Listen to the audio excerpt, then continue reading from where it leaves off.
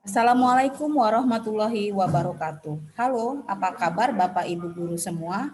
Semoga sehat dan berbahagia. Saya Rahmi MPD. Pada sesi ini saya akan menjelaskan rangkuman nilai guru penggerak dan peran guru penggerak serta hubungannya dengan filosofi pendidikan Ki Hajar Dewantara.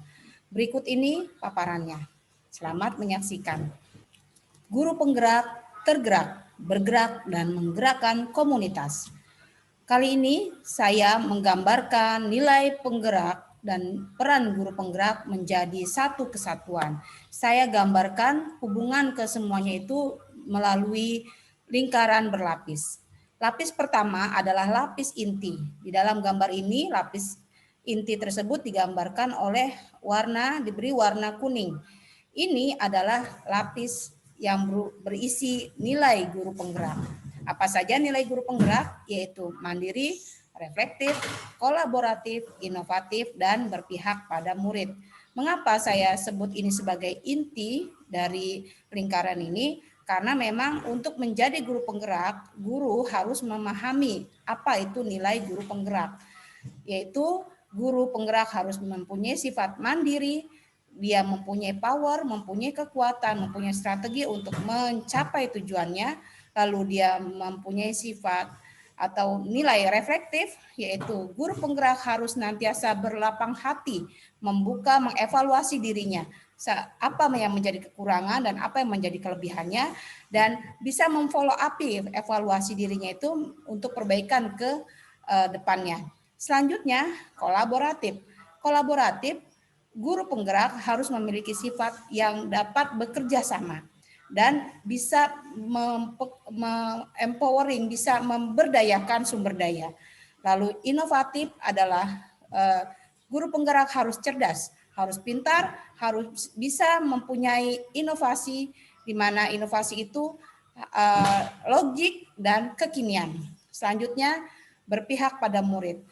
Nilai ini adalah guru penggerak dapat paham, dapat memahami apa saja yang menjadi kebutuhan siswanya untuk belajar. Apa saja yang akan menjadi kebutuhan siswa di masa dia nanti akan beradaptasi dengan lingkungannya. Nah, jika guru penggerak memahami nilai guru penggerak ini, maka dia dapat memainkan perannya sebagai peran guru penggerak. Apa saja peran guru penggerak? Yang pertama, pemimpin pembelajaran. Guru harus dapat memimpin. Artinya memimpin di sini tidak berarti dia harus selalu memberikan pembelajaran. Namun dia bisa menggerakkan strategi pembelajaran di bawah pimpinannya. Sehingga di dalam peran sebagai pemimpin ini, guru tidak hanya menjadi selalu di depan memberikan materi, namun guru bisa menggunakan strategi yang lain untuk mengaktifkan kegiatan pembelajaran di kelas. Selanjutnya, guru menggerakkan komunitas praktisi. Di sini peran guru penggerak ini dapat bekerja sama dan menggiatkan komunitas yang ada. Selanjutnya, guru menjadi coach bagi guru lainnya. Guru penggerak harus dapat berbagi pengetahuan, melatih sama-sama melatih, membagi pengetahuan yang sudah dia terima di dalam pendidikan guru penggerak itu. Selanjutnya, mendorong kolaborasi antar guru. Dengan demikian, pengetahuan yang ada ini seyogianya lah dapat mendorong guru lain untuk dapat berkolaborasi mencapai tujuan yang sama. Tentu saja tujuannya adalah Indonesia juara lahir batin. Selanjutnya adalah mewujudkan kepemimpinan murid. Maksudnya kepemimpinan murid ini adalah guru penggerak dapat menumbuhkan semangat belajar di jiwa murid-muridnya.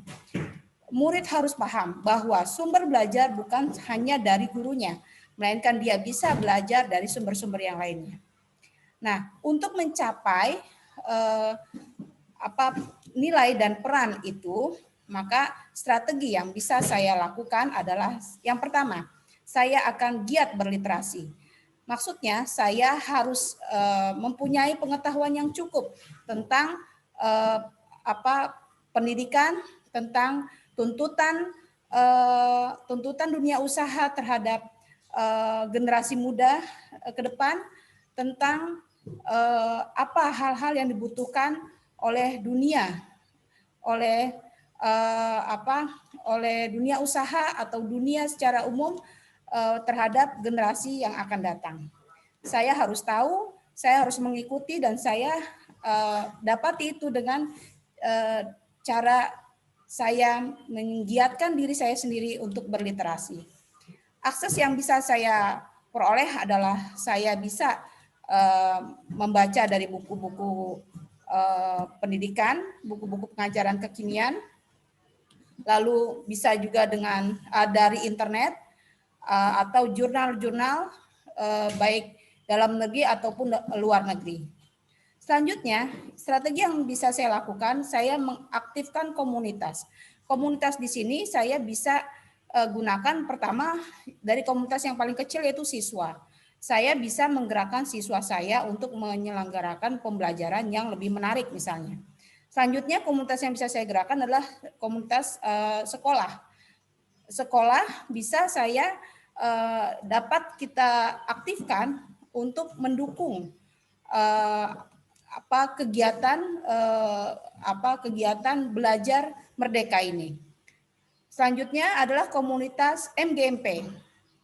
MGMP sebagai suatu wadah terkecil dari tingkat kabupaten atau kota, ini merupakan kumpulan dari guru-guru per mata pelajarannya.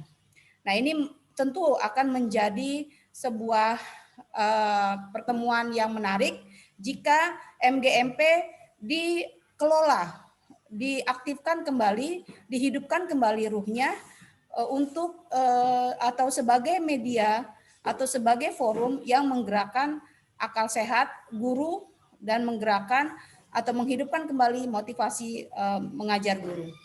Nah, MGMP bisa menjadi sebuah MGMP bisa menjadi sebuah forum diskusi atau forum diskusi dari bahan literasi yang sudah saya dapatkan di bacaan saya sebelumnya, sehingga di MGMP kita akan menguji, kita akan berbagi, kita akan berargumentasi dengan sesama guru mata pelajaran, sehingga itu akan mempertajam keilmuan kita, pengetahuan kita terhadap keterampilan atau pembelajaran terkini. Selanjutnya yang akan saya lakukan adalah saya akan menggiatkan sistem AMONG.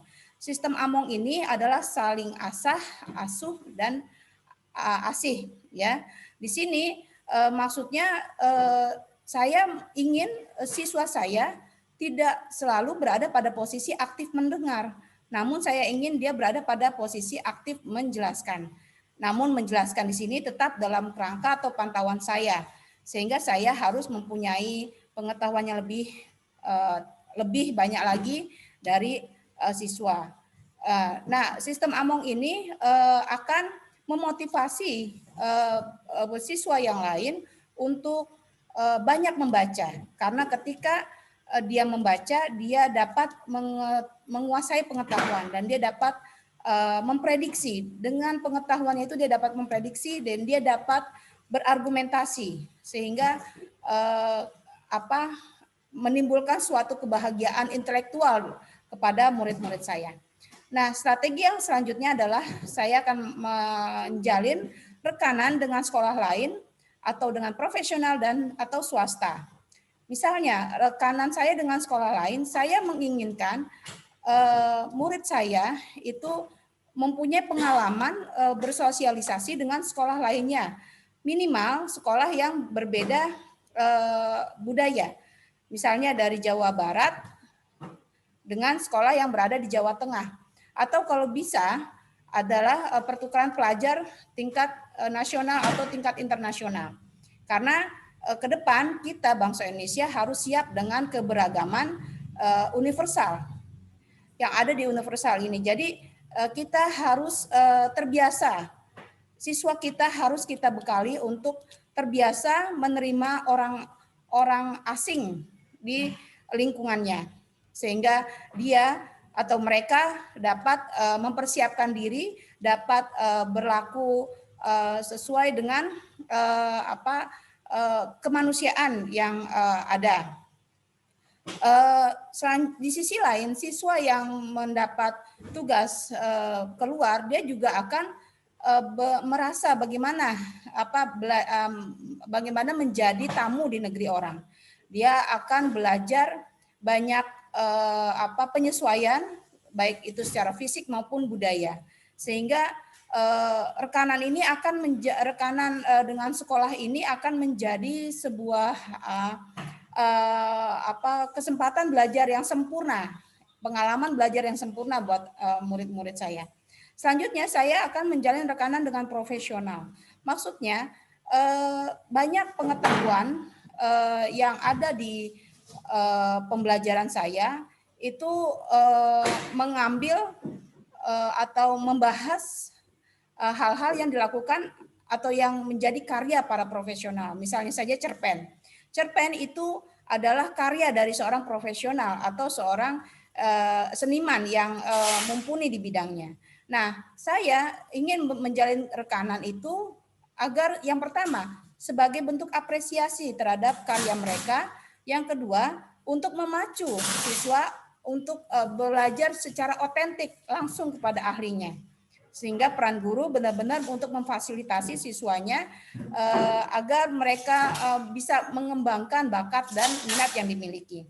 Selanjutnya, rekanan yang akan saya jalin adalah swasta, di mana saya berusaha untuk mencari perusahaan swasta yang berkepentingan atau yang berattitude ya,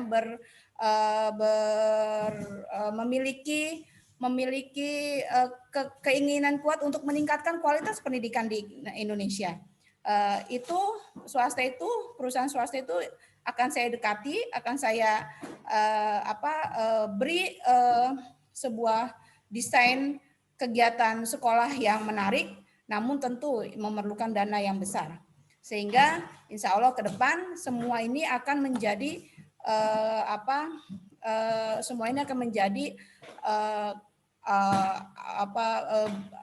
situasi belajar yang kontekstual, yang benar-benar kontekstual untuk murid-murid kita, sehingga murid kita ketika berkecimpung ke dunia nyata, dia tidak gagap dan tidak gugup. Oke, selanjutnya saya menjelaskan kembali apa hubungannya nilai guru penggerak, peran guru penggerak dan filosofi. Nah, seperti tadi kita lihat bahwa nilai guru penggerak adalah inti dari peran guru penggerak. Nah, filosofi pendidikan Ki Hajar Dewantara adalah atmosfernya. Bahwa kita ketahui bahwa tujuan pembelajaran itu, tujuan pendidikan itu adalah untuk mencapai nilai kemanusiaan. Sehingga apapun yang menjadi bentuk kegiatan di dalam kelas, itu tujuannya satu, yaitu meningkatkan mutu atau kualitas kemanusiaan kita. Sehingga di dalam prosesnya, kita menjalankannya dengan menjunjung tinggi nilai peri kemanusiaan.